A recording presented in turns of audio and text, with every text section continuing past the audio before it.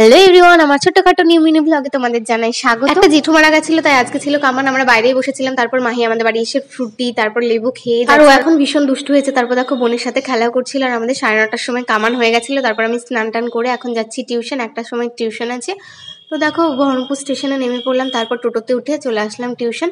তো এখনো স্যার বসেননি, তাই আমরা সব বান্ধবীগুলো মিলে অনেকদিন পর যেহেতু দেখা হয়েছে আর একটু গল্প করে নিচ্ছিলাম। তারপর দেখো এখন টিউশনও ছুটি হয়ে গেল, তো এখন যাবো বাড়ি।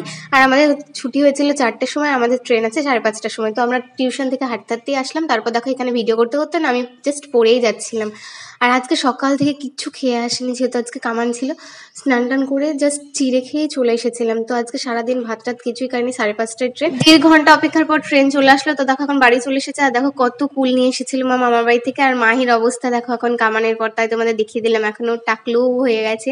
তো চলো আজকে ভিডিওটি ছিল এই পর্যন্ত। তোমাদের কেমন লাগলো আমাকে জানিয়ে, যদি ভালো লেগে থাকে লাইক কমেন্ট শেয়ার, চ্যানেলটা সাবস্ক্রাইব করে দাও।